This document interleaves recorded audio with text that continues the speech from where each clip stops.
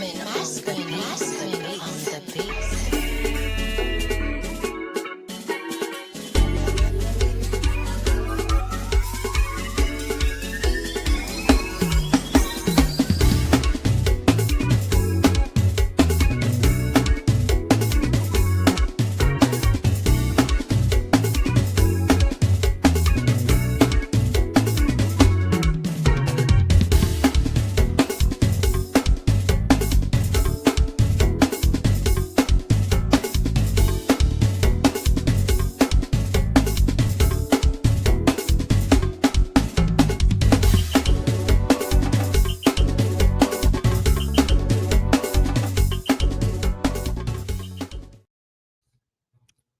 Good evening, everybody, and Good evening, good evening.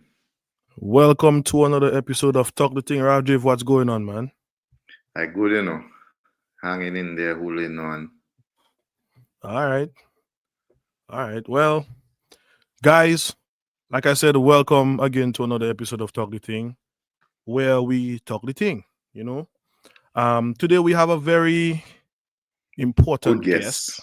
great guest, and we don't really gonna waste no time. We have a little clue there, What's on that? Something of a clue. It says Dominica World Curl Music Festival. On a Jack Creole, Daniels pop. the key parts. And that says music new, so that's kind of important. We'll get to that. Mm-hmm. But yeah, before we bring our guests on, please, guys, as usual, like and share. And feel free to jump in the comments and let us know how you feel about what's going on. Engage with us, engage with our guest as well. And with no further ado, we would like to welcome the maestro, the man, the legend, the creator of Cadence-Lypso music, Mr. Gordon Henderson. Gordon, how are you doing tonight? Doing good. Nice that you guys are having me, man. Talk the thing. Welcome, Gordon. Yeah. Let's talk the thing. I want to say thank you for coming on, thank you for, responding and being so gracious in lending us your attention tonight. Yes, we know it's pretty late on your end right now. Well, I have one on you guys. I've already slept. You've already slept? Yeah. I had my 8 hours. Whoa. I'm up. What time is it? Yeah. What time is it? It is 3 minutes after 2. Wow. So yeah, that's 6 hours. I woke up like at 1. I'm with you guys here at 2, and we can go all day if you wish. Oh boy. Well, I'm retired, so I can afford that kind of stuff. Living your best life. We have to sell some tickets at the doorway. But yeah, Gordon, again, thank you for coming on, and we'll move into it. But right before we get in, we want you to self-introduce yourself. So, yes, because we have a bit of a maybe younger audience as well. So tell us who is Gordon Henderson. For those who don't know. Okay, well, I'm a Henderson, and that family comes from Grand Bay, although I hardly know Grand Bay. My father was born in Delis, and my mother was from La Plaine. I use the past tense because they both passed.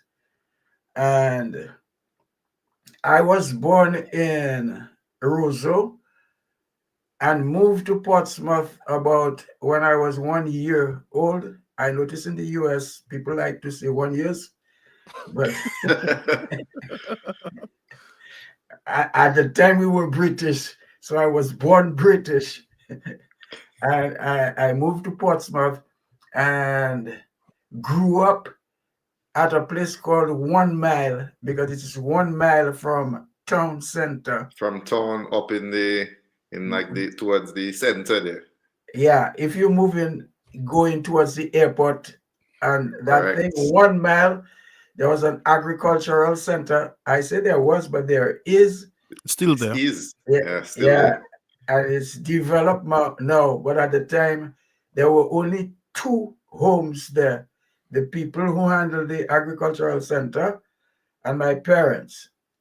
My father was a telephone lineman with a very difficult job because in those days, telephones, you had to run lines, and if the lines broke, then there's no telephone, and he had to be walking to repair.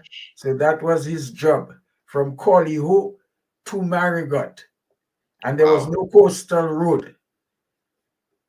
I went to St. Mary's Academy after the Portsmouth Government School, which is now called the Roosevelt Douglas. Yeah. And I figure we will talk later. It's at the St. Mary's Academy that I took the decision to go into music for a very particular reason that we may speak of.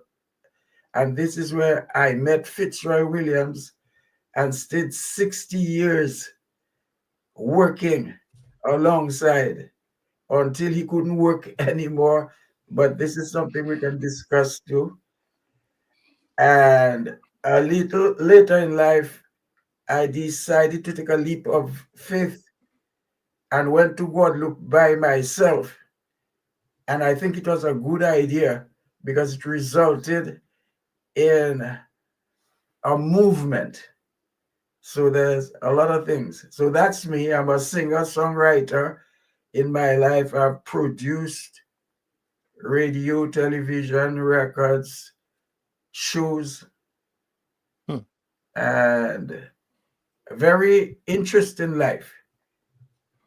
Okay. So Gordon, let's go back to the beginning of Exile One. You know, what was the driving force, or should I say the inspiration behind the formation, the creation of the group Exile One?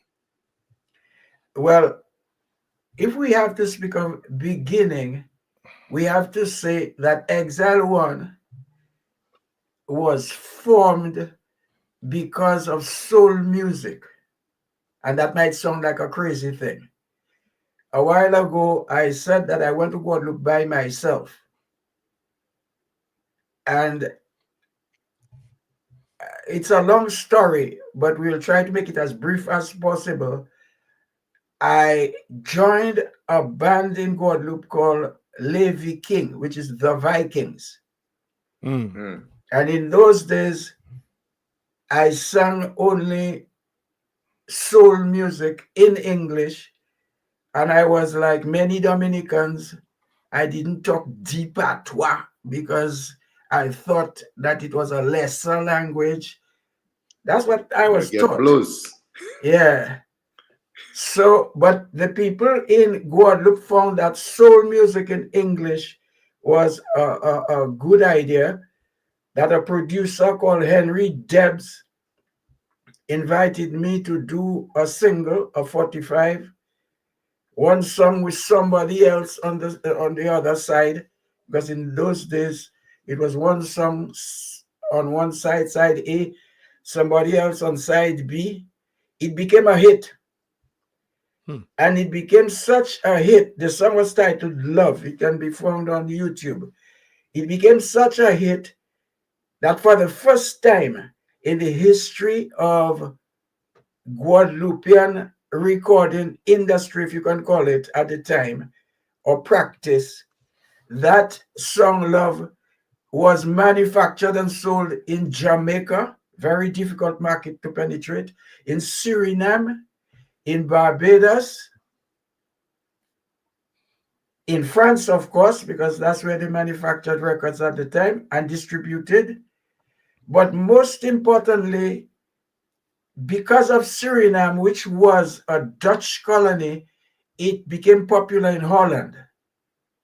So Debs invited me to make an album. That was one of the first albums, because at the time they did strictly 45 singles. And this is where I called Fitzroy Williams, with whom I had played a lot during school days, to get me some musicians. I want to go real fast because it's a long story. Previously, I had brought some friends of mine, musicians, a group called Milestone from Portsmouth, they were not called Milestone yet, to Guadeloupe to do the album with me, because I did not want to do it with V King. So hold on. So, but why move to Guadeloupe? What was the reason behind, you just wake up one morning and just decide, well, let me move to Guadeloupe to do music? Like, what was the... And then the motivation was very, very simple. I wanted to be a musician. And let me tell you quickly why I wanted to be a musician. I think I was a very good student at SMA, based on how I performed in my subjects and that sort of thing. But it's a little anecdote, but it's important to understand my story. When I was in about fourth form, I had a guy called Kevin Higgins. His father was an agronomist. They came from Jamaica. And in those days, the class structure in Dominica was very marked. You have the high class and you have the country boys. Yeah. Yeah. So I used to be singing. You may not know it, but I was the first junior calypso king in Dominica. 1967. It's a pity. But I had an interview recently on TBS and produced some of the pictures that I can make available to you guys after. So I was pretty popular with the girls. And that was important at that age. It was very important. Now, Kevin Higgins, my friend, was not that popular. He was, a foreigner, and he used to hang out with me. And one day, he told me that the principal called him to his office to tell him that he found that his grades were a little bit low, and he should not hang out with guitar playing boys like Gordon Henderson. Oh, wow. And when Kevin told me so, now the principal was a brother. In those days, they wore gowns like priests. It's a religious school, a Catholic school, St. Mary's Academy. And when Kevin Higgins told me, that's what the brother, I had so much admiration for those guys. They were Americans, brothers. I thought that these were righteous people, and righteous in the true sense of the word, not in the New Rasta definition. I said, you know what? I'm a guitar playing boy. I want to prove something to him and myself. So that was my main motivation into going to music. And to answer your question, why Guadeloupe? This was the closest place with the necessary infrastructure, like nightclubs where you could do residencies. So I did that with a group called Voltage 4 before Exile 1, and small recording studios. So and no objection from parents, family. Gordon, why music? Gordon, go and get a bank job. You're a smart guy. Nothing like that from parents or family? No, because my mother, first of all, my father was what Shelley would call a yes man. He agreed. He agreed with everything that my mother decided. And my mother liked theater. They used to call it concert for some reason. but they used to do Uh, little plays. So she liked me to write songs for their theater. Excuse me a bit. okay. Sorry about that. I know it's television, but so she was like, but before going to Guadeloupe, as soon as I left SMA, I needed employment, so I became a teacher through the same Okay. brothers. They sent me to teach with the convent, the nuns in Portsmouth, St. John's, run by the nuns. I left teaching, and for some strange reason, I think it's because I wore a tie when I went to my interview, because I was a teacher. I landed a mid-management job at Gist Industries. That was the big company that had Banana. Dominica's economy, you know? Banana, yeah. In the strip. Yeah, Yeah. bananas. So I had this big office job that I left because I wanted to play music, and I played with a band from Portsmouth called the Technics. And I was always tired in that job. And I got offered another job with an insurance company called United Security, but they had a band, they sponsored a band called Security Pearls. Hmm.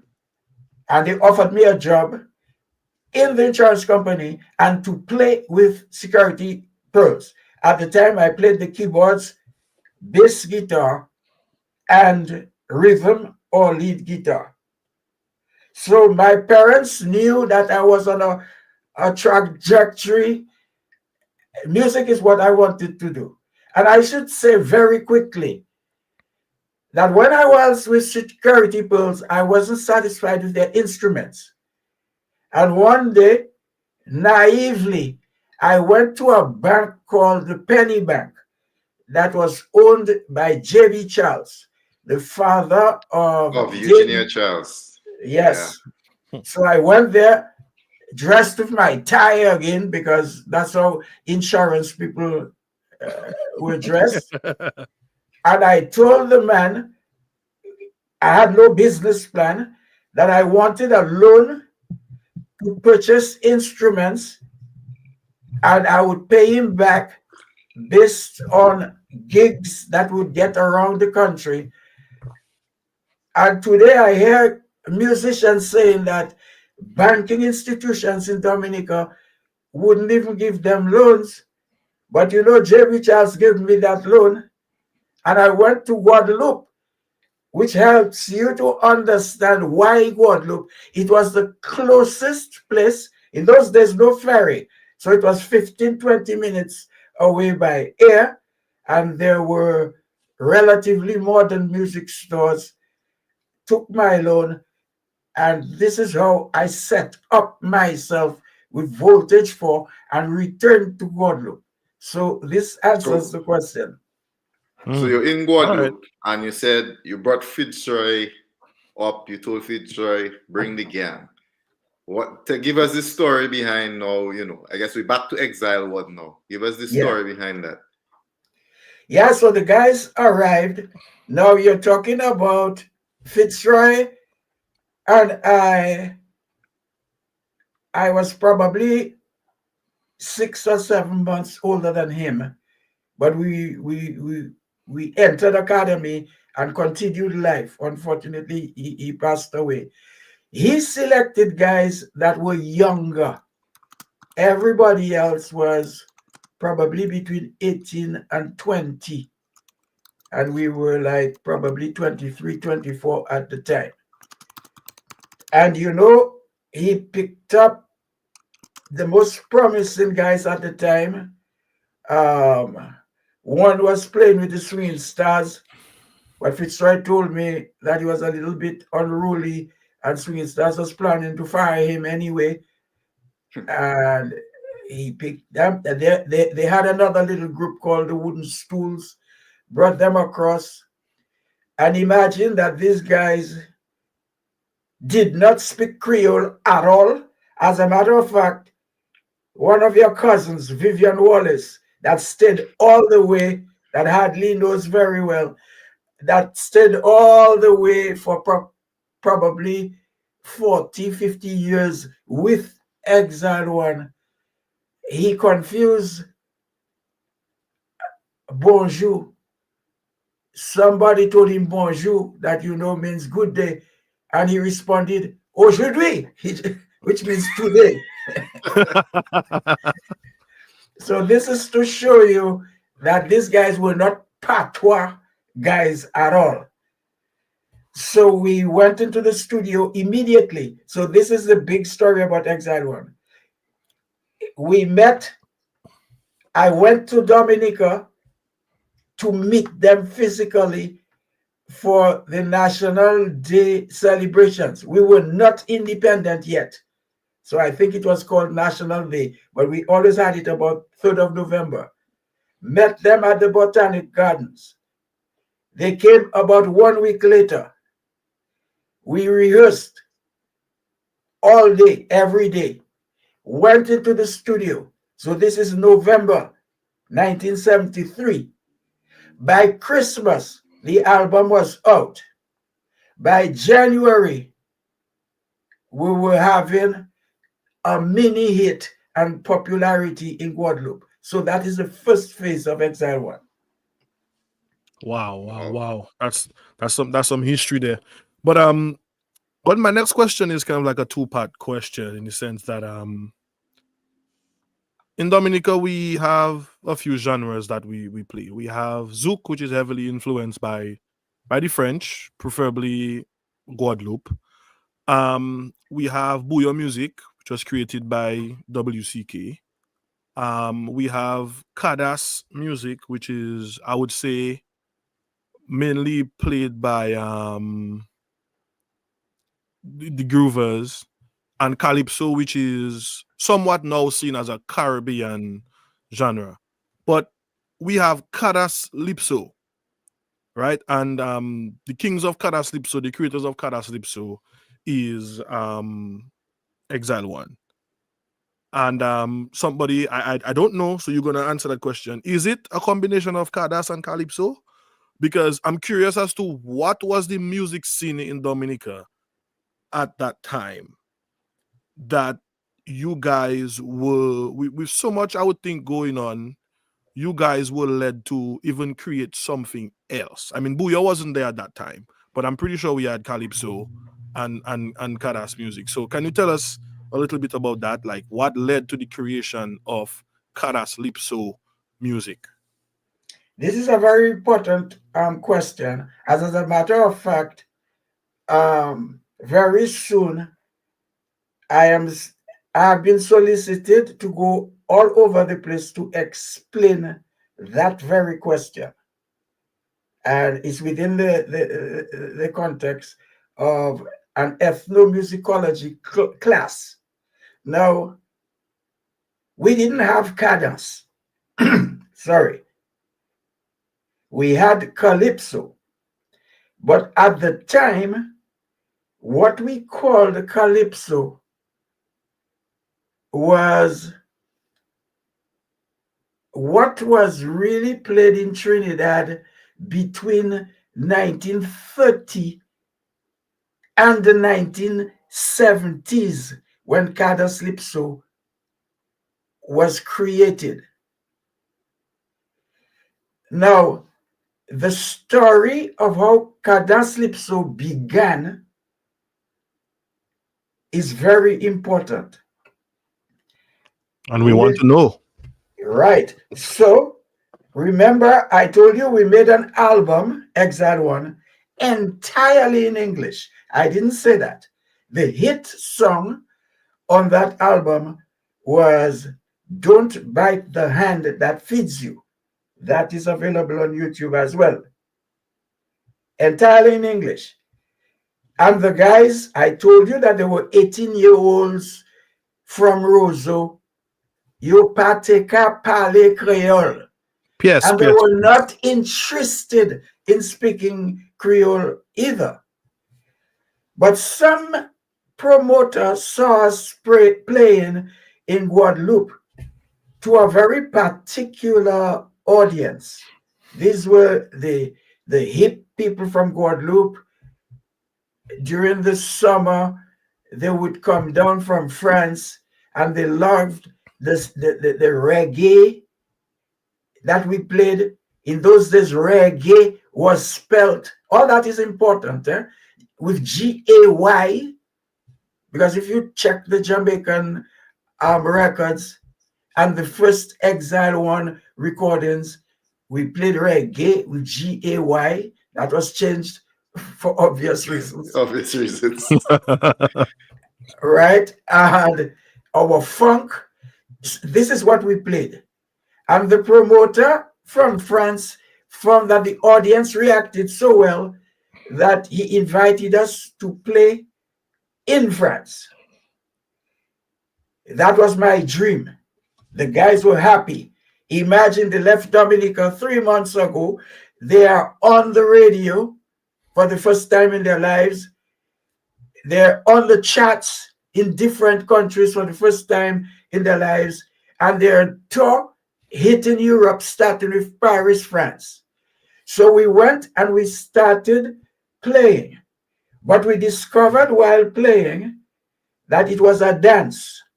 And the audience there were not the hippie style that loved what we played in Guadeloupe, but the real working class people who came there to hear the dominant music, dance music of the time, which was Haitian music. And the Haitian music at that time was not played in Dominica. I want to repeat that. The Haitian music at the time had two names. It was basically the same because most Haitians will tell you they don't see the difference, but for political reasons, they had two names. Cadence-Rampa and what's the other one? Some other name that I cannot recall. But there were two different names. So we played at this dance, compas direct with a K, not direct or direct. So cadence rampa and compas direct. So we were playing our funk and our soul music and our reggae at the dance. People started applauding, but they didn't dance because what they want to hear is what they know, the Haitian music. Because Guadeloupe and Martinique had their music too, you know, begin and that sort of thing. But people didn't dance. There was one or two begin tunes in a dance in Martinique or in Guadeloupe. So at one point, the promoter came to me and told me, you know something? You need to make these people dance because otherwise there will be chaos. So I told the guys, I used to be in the Vikings for 2 years previous to Exile One. I learned all the tricks of the Creole. I spoke French. I spoke Creole. And I think I have the ability of composing easily. I told them, let us play around with the Haitian style, compas direct or cadence rampa, which in the terms of structure is very easy. Usually 2 chords to every song, contrary to Calypso, where you had progressions with many chords. So it's 2 chords, boom, boom, boom, boom. And the drummer hardly will tell you there was no hi-hat stuff. You take a cymbal that was used for crashes in other forms of music, and then you would use it to keep the timing. You know? So let's just do that and leave the rest to me. And we'll play the same repertoire and I would just creolize it, put it in Creole, and do what the people like. Live, live, live, live. That is why I kind of detest that now, because 55 years ago, I didn't find that very artistic.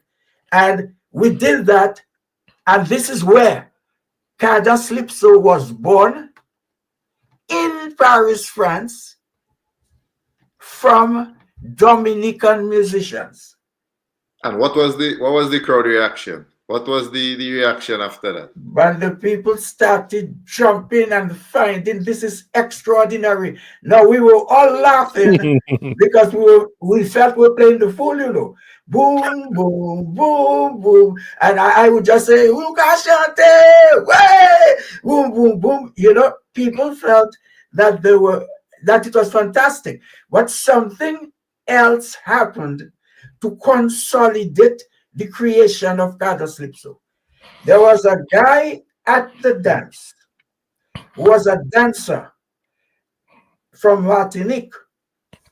His name is Baby Shaw. He lives in Italy now. And he worked at a record label. And he told me, that was a Saturday night, here's my card, come to see my boss on Monday. You should record this wonderful music that you guys are playing. And Monday, I went to the record company, and the guy told me in those days they would give you what they would call a cash advance, but you'd never see any more money. But it was a significant amount. And he asked me for the titles of the song because we should go to studio, because we were in France just on tour, so we didn't have time. We should go to the studio. Do you have songs? He asked. I lied and I said, yeah, we have tons of songs. What are the titles? So I started giving him English titles. After that, he said, no, I don't want any English. I want Creole. I argued with him, no, we don't want to go the Creole way and this. He said, no, no, no, no. This is what you should do. And then he came with a compromise. He said, okay, you know what? I will give you the same amount again for a second album. Can you do that? I said, of course. And the guy started just giving titles, and we wrote that down. And the following day, we're in the studio to record 2 albums. Now, the English album, I don't know, they must have sold 12. But the Creole album, which we didn't want to do, the Creole language, which we detested or looked down upon at the time, it sold all over the world. Wow. One of the songs, titled Jamais Voir Ça, was plagiarized by a Brazilian man called Carlos Santos. You wouldn't be sued. Everything that I say here is true. And I remember that, man. I remember that. Carlos Santos, he got a hit. It sold 3.5 million in Brazil and covered by 11 other singers in Brazil. All of that from this first album. So that spread Cadence-Lypso around the world. When we returned to Guadeloupe, Debs, who didn't want me to sing in Creole at all, invited me to the studio to do the first Cadence-Lypso recorded in the Caribbean. So this brings us to that point.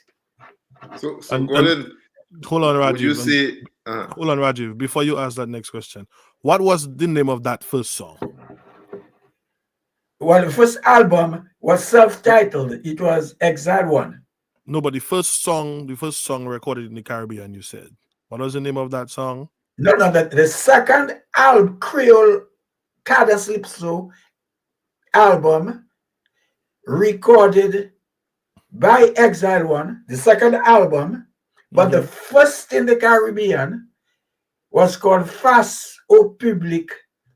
The album was titled Face au Public by Deb. So it had Akiaka. It's a kind of memorable album because it was a pseudo live.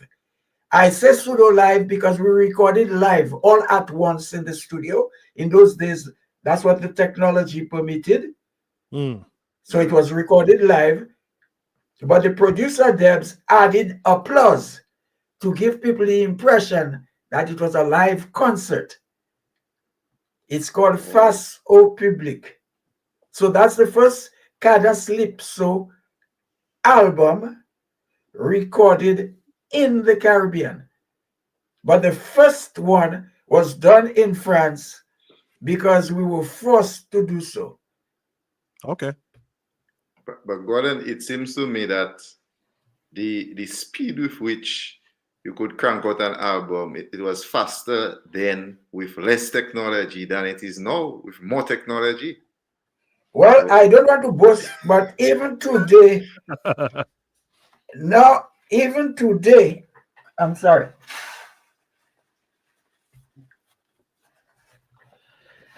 I have very often experimented with people and tell them, give me a keyboard or guitar, give me a topic.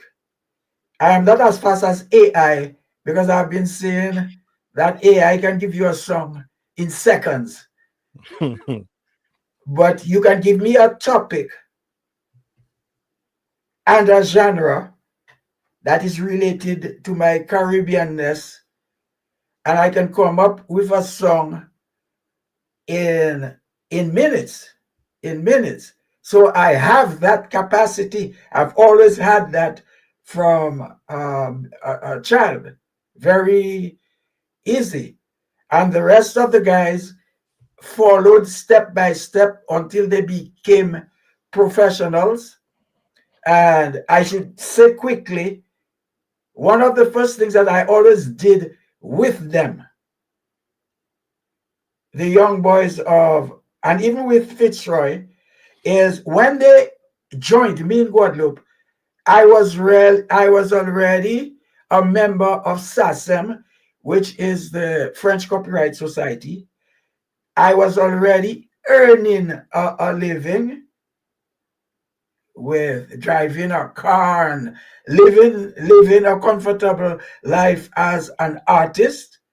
And the first thing that I told them, that copyright was at the time, and probably still is, the most lucrative area of that career that they're pursuing. As a matter of fact, Fitzroy had a hit song with his previous group, the Gaylords, Hit Me With Music. That was a hit all over the place, and it was not registered. I re-recorded it on this Face au Public album to let him join SACEM. And as we went on, I encouraged the other youngsters that started to become men from 18 into their 20s, write, record, join SACEM, and earn a living. So which means at that time, I had already identified the various streams, revenue streams, that a creative could obtain in that music adventure. Wow. Rajiv, you're muted. Yeah, I said let's talk about identity a little bit. Exile One, where did the name actually come from, and also, you know, how did people make the connection that that was a not a Guadeloupean band, or they know that it was from Dominica? So where did the name come from, and you know, what was the association that people were making back then? Okay, one of the first things that I need to reveal is the producer Debs didn't want a group. He told me, and that was logical, that him as a production company and me, we had established a market and a name as Gordon Henderson And if I were to come out now with an album with a group name, it would have to start from zero. I hope you understand what I'm saying. Yeah. But I didn't feel that way. So I kind of forced it on him and told him I prefer to go with a name. And with the guys, we sat looking for a name. And the previous names that we had in Dominica were the Swinging Stars, the Gay Lords. And we thought that probably we should go a little bit more, let's say, intellectual. The drummer, the late Oliver Cruikshank Crookie, came up with the word exile. Let's call the group Exile.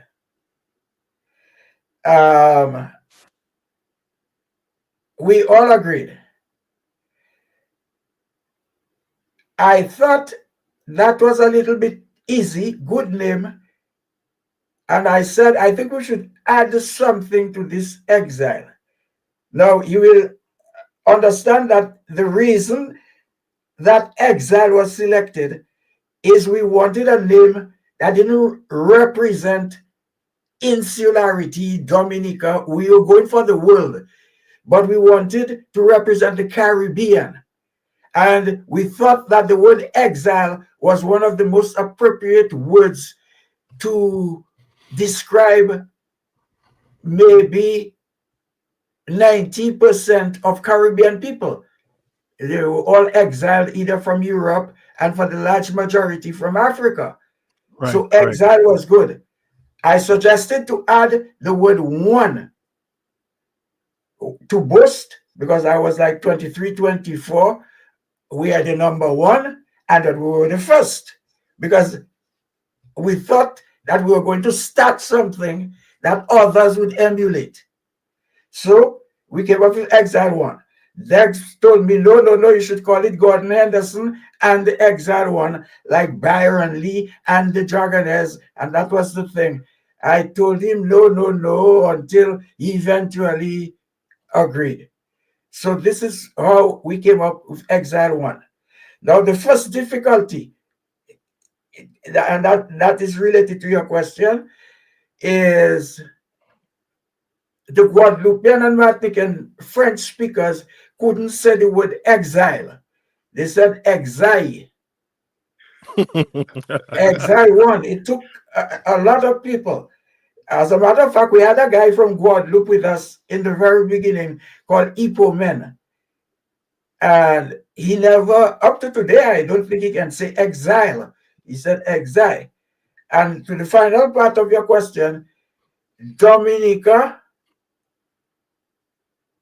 there was no internet. Dominica knew nothing about what we were doing. So all of this was happening. Guadeloupe was far away, despite the fact it was just 20 minutes by air. And Dominicans didn't see Guadeloupe as a place to go. Really? No. As a matter of time, at that time, people started going to Guadeloupe in droves after 1979, Hurricane David. And after the success of Exile One, that brought in 37 other Dominican groups into Guadeloupe. And not only Dominican, guys came from Montserrat, from Antigua, from Trinidad. People didn't, as a matter of fact, quick story. There was a guy who used to play with us in security pulls, you will remember, and he worked at the bank, Barclays Bank.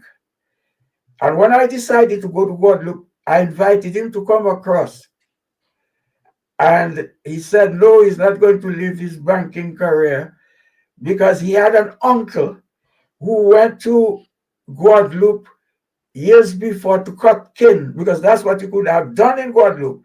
You go there to cut kin. And after 20 years, he told me, his uncle came back with a colonial cask. I hope you know what that is. A colonial cask is a kind of hat made for the sun and a gun Mm. after 20 years. So Guadeloupe was not an attractive place to emigrate for Dominicans at the time. Oh wow, interesting. So Gordon, we can say that Exile One was one of the first bands in the Caribbean to utilize full synthesizers. I guess you can say a little electronic, if you get where I'm coming from, and a horn section. Um, with the previous success, what drove you guys to get into that phase of that style of the music? You know, to not be satisfied with where you were at, but to add more. Was it because you felt that you were already in the lead and you wanted to add more, or was it something where the guys coming up behind you had new things, so you had to catch up? What drove that We we innovation? we, we remain the trendsetters for a while. I will explain. When I went to Guadeloupe, and this is something that I have sometimes difficulty in saying, because Guadeloupe and Martinique has remained over half a century one of my main target markets. Well, other places have been added. But when I went to Guadeloupe in Levy King, despite the fact that they had records, besides the fact that they were touring, and that's what I loved about them, they were touring throughout the Caribbean, they went to Europe and these places. Instrument-wise, they were very backward compared to Dominica. For Oh, example, oh yeah, oh yeah. As a matter of fact, I'm 2 years now working on a documentary where I'm having people to give evidence on what I'm saying. The first gig that I did with Levy King in Guadeloupe, I was amazed that when we went out to play, they had a number of large cars. And I was asking them, but where are we going to put the instruments, the sound system, and so? And they said, no, you're going to sing like in the rehearsal hall, put the mic in one of the amplifiers. That is where they were. We in Dominica, we had no recording studio, but our bands, I told you that I had to take a loan to buy equipment, modern equipment from the same Guadeloupe. We had Bedford trucks where we had to put our instruments in to go all around Dominica to play. So we were already ahead of them. The first time that Viking had a PA system, you may call it, I had to go to Puerto Rico to purchase that. It was a Shaw PA system with 2 speakers and two monitors.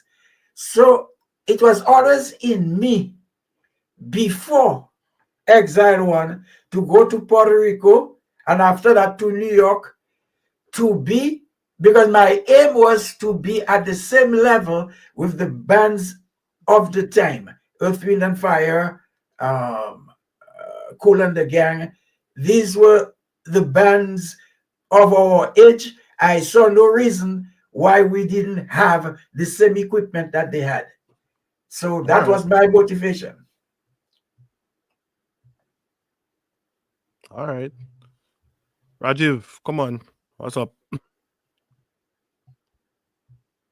You keep muting yourself. You're just there taking in the Yeah. Keep. you just there taking in the thing. You're a host, man. So Gordon, so what are some of the memorable performances that you guys did as a group? Well, there were quite a few. and for different reasons. I will start with Haiti. I just give you what. That's it. That's it. That interesting place to start. Yeah, because it's significant because Haiti always exported music to the Lesser Antilles. Dominica was not in it, huh? And I have difficulty doing interviews like that. I'll tell you why. Because I have to use I so many times that it makes me uncomfortable. The first time that Haitian music, I am not drifting from the question, Haitian music came to Dominica for performance was when I brought in, and that was before World Creole Music and all that, the group Taboo Combo to Dominica, fence the Pottersville, Savannah, and over 10,000 people. Immediately, that was 1979, after Hurricane David, 79 leading into 80. So Dominica did not know Compa Direct or Cadence Rampa. That was the first time. I don't know if that was a good thing or a bad thing, but we in Exile One, we were so fascinated by entering the Creole world and seeing the benefits, seeing the discovering ourselves as being Creole people that we never thought of ourselves as such before. It was an honor when we went to Haiti because Haiti had adopted us, and I was told that they thought that we were Haitians living in the United States because of our English and so on. Oh wow. And so that was the connection. That was 1976. So Exile One started at the end of 1973. By 1976, we toured Haiti and stayed for 2 months. And it was the first time that we played to over maybe 20,000, because Haiti, people think and refer to Haiti as a poor country, and that would require discussion. It depends on how you define poverty and the effects of politics and whatever. But when we went to Haiti, it was during the time of Duvalier. Oh, Papa Doc. Papa Doc. Yeah, and the wealthy Haitians, as a matter of fact, the places that I saw the most wealth, I got in direct contact with the most wealthy Black people were in Haiti and in certain countries of Africa, not in the US, because I've never met really wealthy people. I don't know Michael Jordan, I don't know these fellas, but the wealthy Black people and the wealth, I mean, was in Haiti. That's where I discovered that, and later on in other countries in Africa. So playing in front of these kinds of crowds, that was fantastic. And after that, performing in prestigious places like Olympia in France, that was good. There's an event called Midem. It's a music market. Sorry, Midem is an annual music, or was an annual music market that was held in France, where everybody from the industry came for 1 week. And we performed there on the same stage with the Commodores and groups like that. As a matter of fact, I mentioned the Commodores because the night that we performed at Midem with them, I didn't know that Lionel Richie was no longer with the Commodores. And when they started to play, I was so disappointed. That's where I learned, because we performed some of Lionel Richie's songs in our repertoire, because our repertoire was never at the time solely Exile one. Exile One. So, Okay. so at that time in, you say that's around 1976 ish. Would you say at Mhm. that time people in Dominica were more aware of the band by that time? Yeah, but from a distance. Oh So wow. Yeah, did you ever? they were Mhm. starting to get involved um by that time. The Dominican musicians, as I told you, it's recorded that 37 groups came over. Now, a very important thing that happened is the Gramax came over, maybe from 74, soon after Exile One was formed. And the Gramax really emulated Exile One. When we played in residences in Guadeloupe during the summer, that was our thing. We would stay 3 months in one club, and that kind of thing. And whenever we would leave, the Gramax would replace us. One place that comes to mind is Les Châtaigniers in one part of Guadeloupe, and another part called La Plantation, Plantation Club, on the other part of Guadeloupe.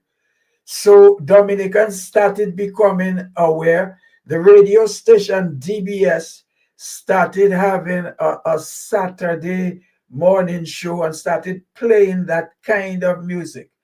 So gradually, the reggae and the calypso of the time was more or less eclipsed in Dominica at that time. That is, With as you say, 76-ish. with that kind of popularity, we have a question from one of the listeners. Did you start getting any kind of support from maybe like the cultural division or any of the government at the time, I suppose, or any of the with popularity of music outside? Did that support come on board? Was that a thing? Unfortunately, no.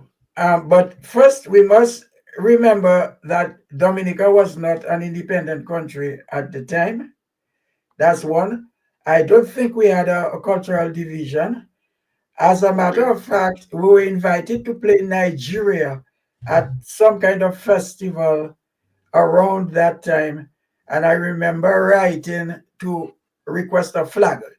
Nowadays, you can buy a flag anywhere. And they took about 6 months to tell me. Unfortunately, they didn't have one, and so on. But sometimes I don't know if I can proudly or disappointingly say I have never had any form of assistance from any government from day one to this day. And I've never requested assistance. The only thing that I've requested is, when possible, like everything, looking for a job. Can you employ me to play in this? Can you employ me to play in that? Mm. But in Right. terms of support and so on, we had to do it all by ourselves. All And what right. about in terms of support from Dominicans, like the Dominican diaspora, or maybe even Dominicans in Dominica? Well, I know there wasn't TV and cell phone then, but did you feel that love from your own people? Yeah, the love was overwhelming. But as you said, the technology didn't permit for us. As a matter of fact, we performed in New York to the Dominican diaspora before we performed in Dominica. The late Timmy Sims, um, who owned Simsies in Roseau, uh, who passed recently, he organized the first tour of Exile One to New York City. And at the time, this is something that I regret. It was always jointly done with the Haitians because, as I told you, Exile One was a hit in Haiti and the Haitian diaspora. So when we played in the US, we did that all over the place in Boston and Miami and wherever. We always had a Haitian band and Exile One. So the Dominicans came out in droves and Haitians as well. And it was a happy period when these two countries clashed, so to speak. We went to Dominica. We performed in Dominica many years after at the Fort Young Hotel, which leads us, just to say quickly, that is where I saw Shorty, King Shorty, the creator of soca for the first time. I didn't know who he was, but there was a man standing in front of the band with his hands crossed, watching Exile One perform from the beginning to the end at the Fort Young Hotel. And that was the first time that Exile One performed in Dominica.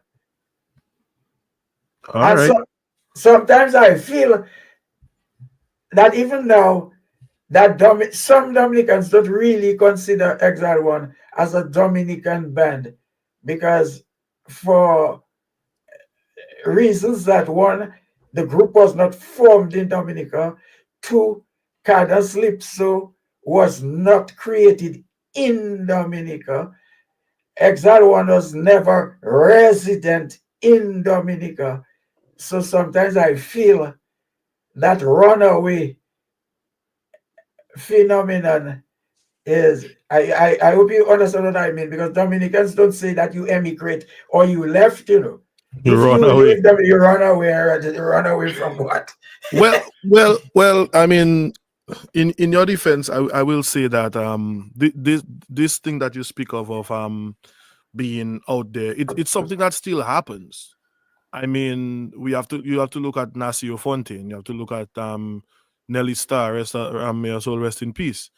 She did her reggae in Dominica. She had to move out there to get big. I mean, Asa Banton. Asa used to do his little thing, but Dominica had that band culture, and he had to move to St. Martin to to jumpstart his musical career. If you look at Ridge, Ridge moved to St. Martin to jumpstart his musical career. And I can go on and on to say, like, people like Michael Henderson, I think, became a star in Guadeloupe and Martinique before Dominica. So I think it's just something that we have back home, which still exists, sadly, that our creative people don't get that initial backing from the locals unless we go out there. And not for everybody, but it's something that still happens. So rest assured that you guys are not the only ones to experience that, you know. But you've been all over the place, Gordon, with music. And this is a two-part question, in the sense that with your history of recording and performing and creating, which album or song, you could either choose an album or a particular song that you think that you are most proud of, but also taking the chance on music, is there anything that you regret, or are there any regrets? Maybe a bad business deal, or a song that you didn't really want to put out that was put out, and it brought some bad press. Is there anything that you regret? So I want to know your favorite song or album, and then you can move on to the regret part of the question. Well, this is easy. The album, to me, which is the most important, is the Fresh album. And one of the main reasons is that album was done when Exile One had become a trio. Now we would need hours to understand why Exile One moved from a 7-piece, sometimes a 10-piece, and became a trio. But that album was released when Zouk came on the market.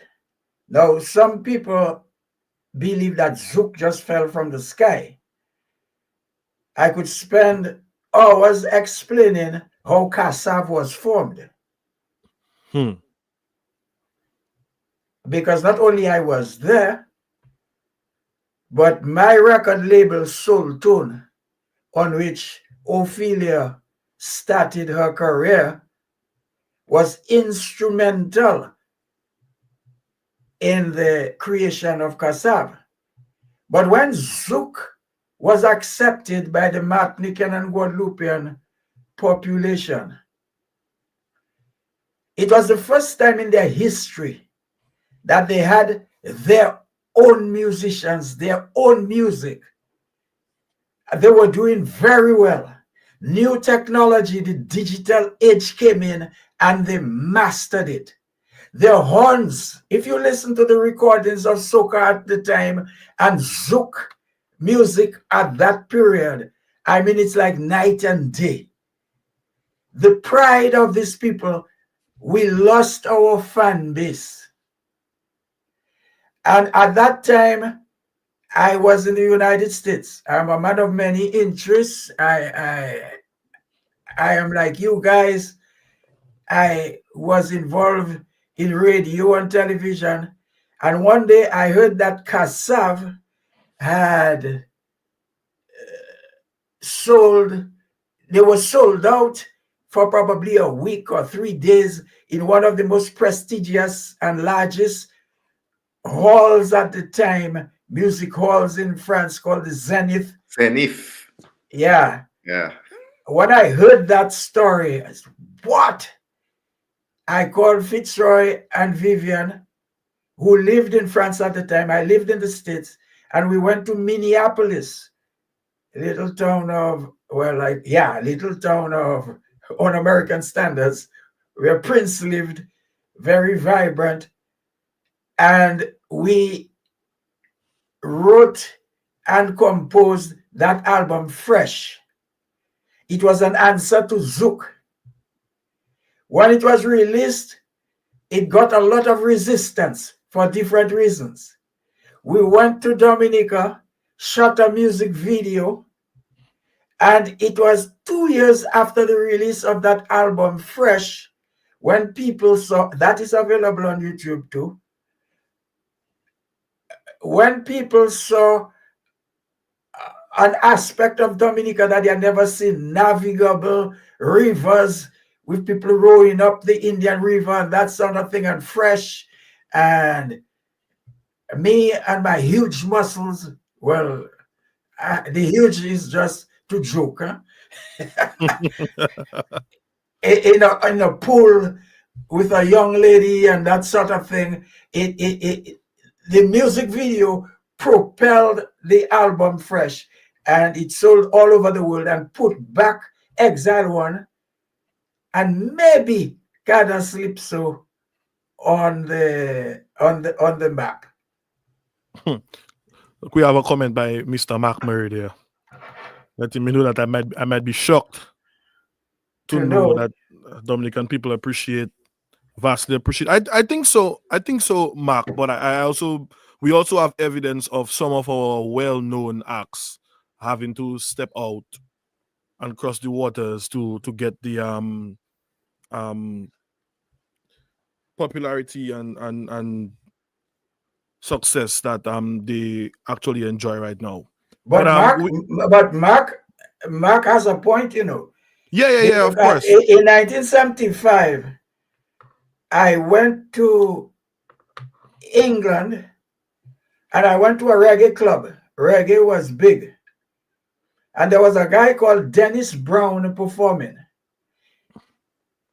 And at the time, the reggae that we loved, I don't know if Dominica loved it, but in Exile One, what we loved as reggae was third world Bob Marley. But Bob Marley was not the huge star that he became. I went to the DJ and asked him to play some Bob Marley and Third World, and the guy refused. He said no, he doesn't want some stupid reason about um, Red Man music and Dennis Brown, and this is what and these roots and that sort of thing. And we notice that it's only when Bob Marley was validated in Europe, because I lived in Europe at the time, that Jamaica, and you speak to any Jamaican who was alive and aware at the time, he needed the validation from outside first. So, Okay. Mark has a point. We man, we normally do this for an hour. We might have to go over, but we going to jump into something where I can say I was a part of it. Not wanting to toot my horn, but Exile One exists because of the core members' willingness to embrace new talents. I would say that. But how difficult was it for the core? I would say you and Fitzroy and every now and then when Wallace would be there. How difficult was it for you guys to trust the new generation of musicians that you were you ended up working with, to be able to trust them and know that yeah, you're in good hands with those new guys, and put on performances and it would still sound like the original, and fellas would still try to play the music to the T and whatnot. So how was that stage for you guys, having to deal with new younger musicians? Well, the thing is, the guys of your generation were much better musicians than the original musicians. So Fitzroy and I, when we started the Exile One experience, we had to be somewhat teachers to the guys in the early stages until they started doing their thing. With your generation, you guys already knew what you were doing. The thing is that there were, for example, drummers. There were few drummers of your generation who saw Cadence-Lypso as an idiom of expression, saw other things. You happen to be one of them who could just jump into the thing. We can mention you brought in Shelley, for example, as a guitarist. Yeah. And you convinced me that he could do the job, and he did the job, you know. So the willingness and the talent that we could find. And your question, you have my mind drifting on so many things. You are a drummer. You work on a variety of different musical forms. I noticed a number of drummers, young drummers in Dominica, and I'm not sure. I feel that 80% can play one beat. That is the impression that I get. So I don't know if something couldn't be done. I don't know if you can just go to Dominica and close your eyes and invite any drummer to come, you know. So in your generation is a very significant generation in terms of your contributions to music development in Dominica. After that, something happened. The bouillon has become more popular, but in terms of musicality, is it improved? That's another debate. All right, we'll leave it at that. You mentioned something, and we have two more significant things to touch. We're going to touch on something. Let's just pass over it. But you mentioned Shorty. You mentioned this person who stood in front of an Exile One stage with his hands folded, and Lord Shorty. Lord Shorty, which is the creator of soca music, the father of soca music from Trinidad. That's for those of all you. Let me give all you another thing. That's the grandfather of Grandfather the of Nyla superstar Blackman. Nyla Blackman from Trinidad. But he was in Dominica, standing, looking at Exile One perform. Can you touch a little bit on that? Because from what I understand, that there might be some element of Dominican music, Cadence-Lypso, that influenced soca music that a lot of people do not know of. So can you touch on that? Yeah. 2 years ago, I went to Trinidad with a television crew to interview a number of people. And I found out that in the 70s, when we, Exile One, joined later by Gramax, Midnight Groovers, Bells Combo, Liquid Eyes, when we started that movement of change, at the same time, or maybe they began before us, I am not sure, because every time I give a date, when we started Cadence-Lypso, I always find a Trini to come up and say, oh, Shorty had started a year before. So I don't know when they started, but it would seem that at the same time, Shorty was going through the same revolution that we were going through, which means something sparked him. I told you what sparked us was we were playing at a dance and we had to make people dance. So that was our drive, our motivation. I don't know what sparked Shorty, but what I know, and it's very important when we're talking, when we want to talk about soca, Cadence-Lypso. If you research on YouTube, there is a very important calypsonian in Trinidad, the late Black Stalin. Tonight, the black man want to party and so on.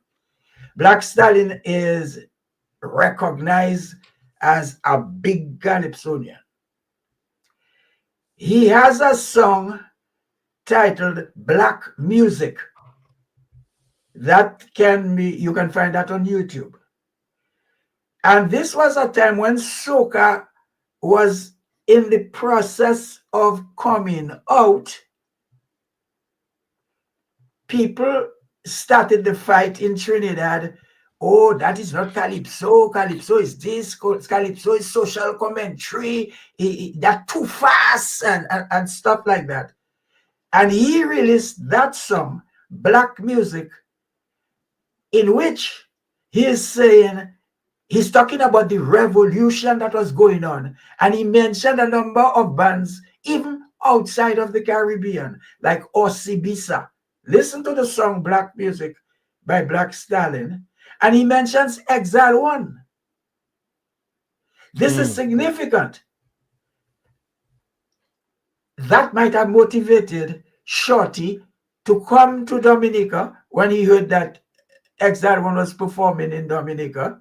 He lived at the Astor Hotel. We have all the details. The Astor Hotel was walking distance from the Fortium. And he came and he watched. Now, what I'm saying today is both soca at the time and Cadence-Lypso brought back the Creole language into Calypso, because Calypso was the original language. Sorry, I have it in wrong side. Creole was the original language of Of Calypso, Calypso. right? And we didn't know that's what we were doing at the time. We brought back Creole to Calypso.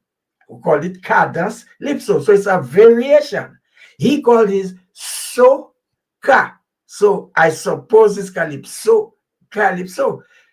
But very important, one of his biggest hits at the moment, Udimwa Upiti Shorty, Creole. Creole.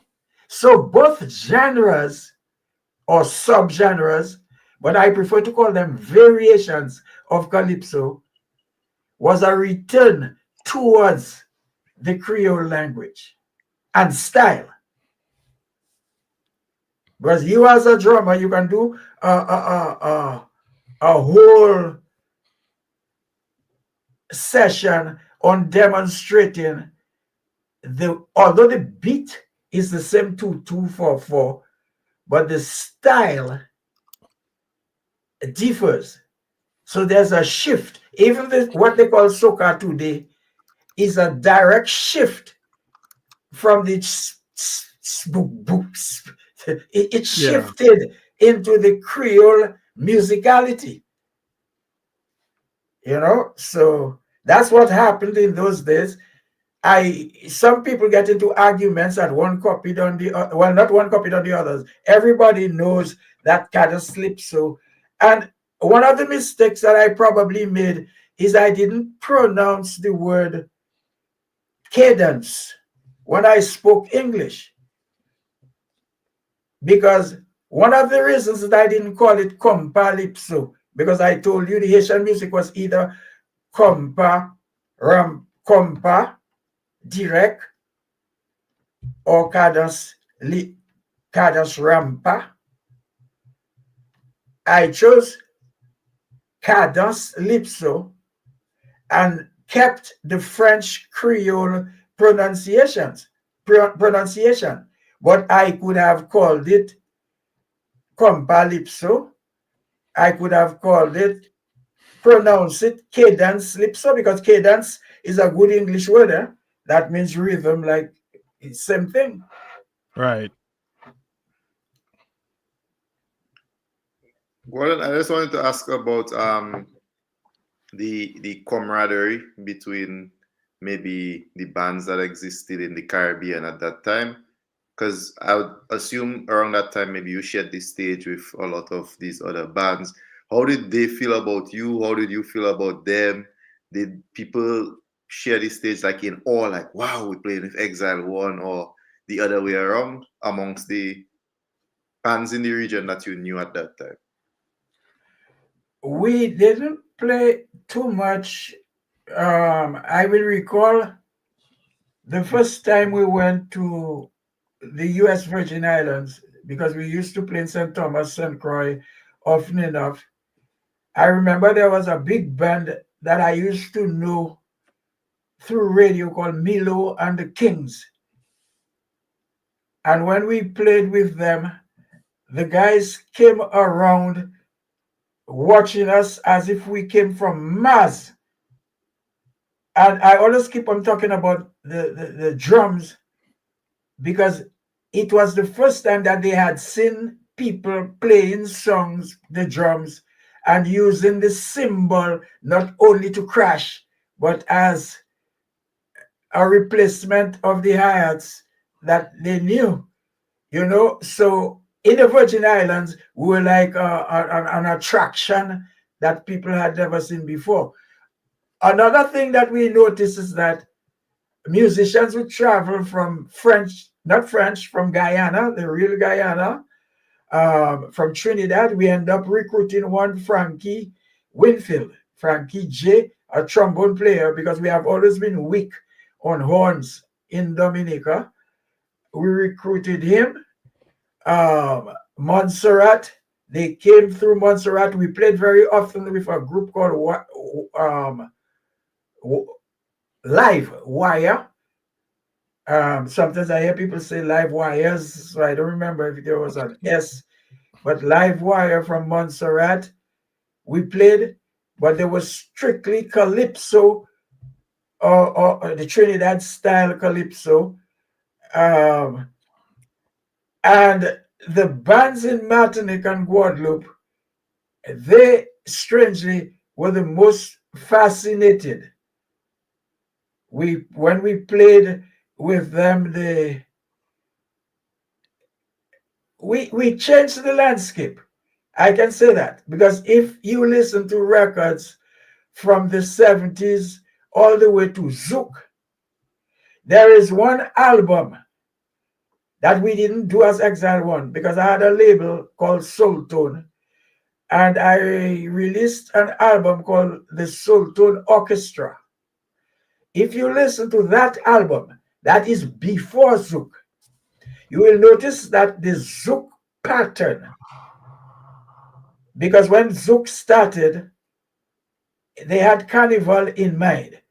I don't know if you're familiar with some kind of big rope that people use at carnival time where they do pow, you know, pow. I don't know what it's called. Have you ever seen that, guys? It's Oh, a Band no, movie, band it, movie. it's band movie. but there's a long rope. It's a I long think rope and they Yeah. it on the road. yeah, but it's the beat because it's always going to pow, pow. Kremlin Finger, the trumpet player, when he didn't play his own parts, he used to play like a Haitian using the cowbell and the flotem. The boop, boop. So if you listen to the Soul Tone Orchestra, you listen to a few songs with that slap, carnival slap, and listen to the early Zouk. That is the direct transition. So I think that Exile was very, very influential. The Gramax, they were a very, very important support system to the movement of Cadence-Lypso because Exile One couldn't make a movement by itself. It's when all the groups came. And I should tell you that all these groups came to Guadeloupe on the invitation of record producers, Guadeloupe first and then Martinique, because they didn't know that story that I told you tonight about that happening. They thought that that was an indigenous form of Dominica. So they just used to get groups from Dominica to come across. When the fellas started doing like us, playing their reggae and their whatever, they said, no, no, no, no, no. Cadence-Lypso they want to hear. But that was easy for the guys. All they have to do is just adapt the same thing that we did, they did. And it started the movement. Gramax was maybe the most serious about it because the late Jeff, we used to talk a lot. I used to go to New York to get the latest of everything.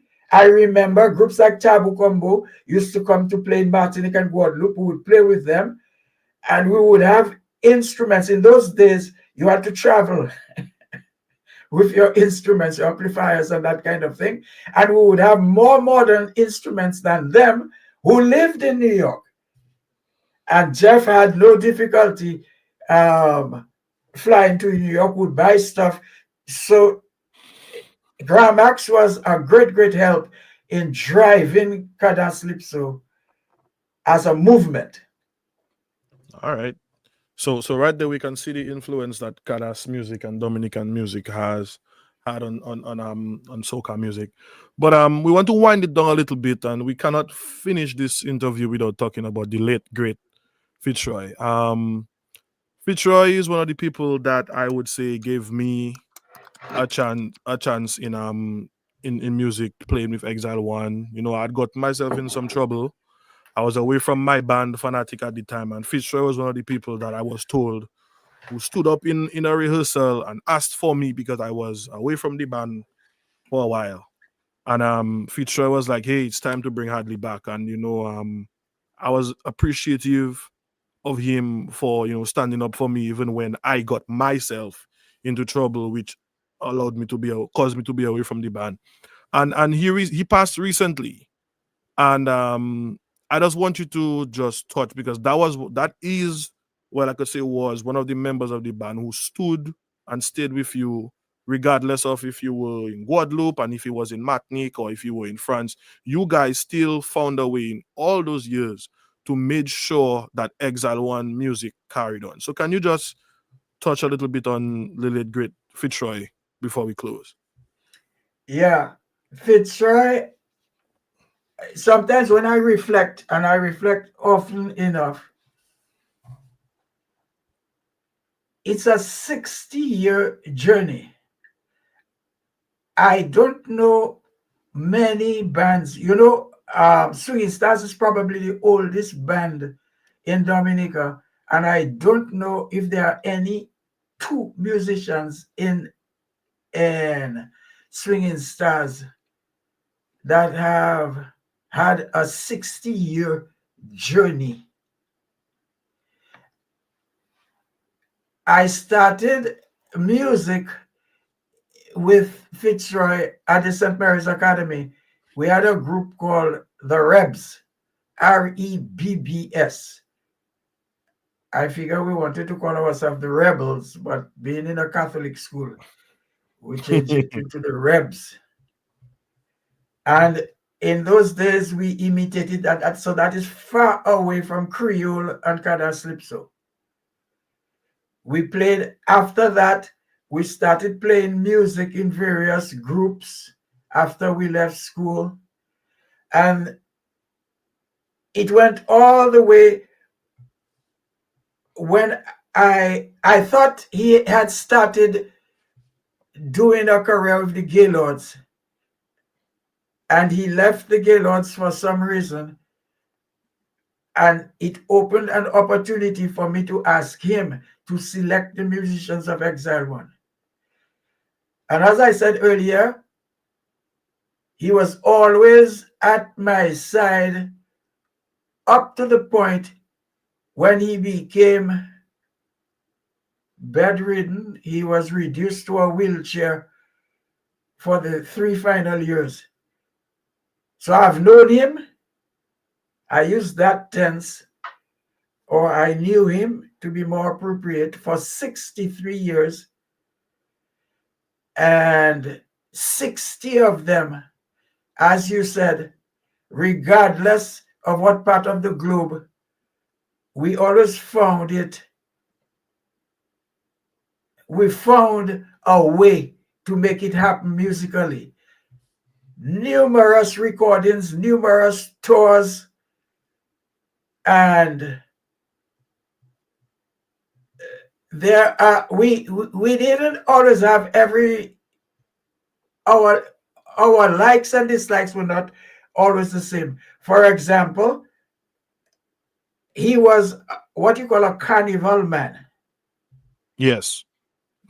And one of the things, if you watch Exile One albums or music videos or concerts during these 60 years, if you don't see Fitzroy, it's because that thing is happening during carnival time. And I know, and as I heard him say in a recent interview just before his passing, I always knew from day one, when it's carnival, he needs to be in Dominica. And not only he loved his mass, but he created his own costumes. He was a carnival man. I wrote a song in tribute to him. I wrote 2 songs in tribute to members of Exile One. One is for the late Crookie, who was a drummer. I don't know if you had the opportunity of meeting him. Hardly. No, well, I don't think so. He had already passed, and I called it Funky Crookie because he was a funk drummer above all. And the other one, in honor of Fitzroy, that I titled Carnival Animal. Carnival Animal in the good sense of the word animal. I think you would love that. Yeah, well, he loved it. We played it all Yeah. the time. Yeah, Carnival Animal. So a 60-year spell. with one people. I don't know many marriages that can beat our record. It's a marriage, no wedding, huh? A marriage. Wow, wow, wow. Well, may Fitzroy rest in peace. I remember him as being so animated both in rehearsals and on stage. His rehearsals, his practice sessions was like a live performance to the point where I remember Cornell having to lean over to hold his keyboard, when he slide down to hit that high note. And Cornell had to lean over to make sure his little cog X50 didn't fall off the stand, and he was really a sight to see on stage. And with that, we would like to again thank you for coming on, Gordon. And we have our producers, what you're saying, we need to bring Gordon back because it's not just a talk about Gordon. It's a history class, education, stuff that. And we want to say thank you for coming on. We know it's late, it's maybe like 3 o'clock by you right now, but you say you sleep already. I slept already. And for the guests listening, we hope that you guys appreciate this, and we here at Talk the Ting trying to bring more interesting guests on and a wider variety of topics. And we want to thank you guys for always tuning in and sharing the live and participating in this. We'd like to thank our producers behind the scenes for keeping us moving. And I think we knew that this was going to go over the 1 hour long, but we want to say thank you and see you guys next week. We will let you guys know pretty soon who will be our next guest for next week's show. And Gordon, thank you very much again for coming on. Production team, take it away. Back to the control. Back to master control. Back to master control. Peace.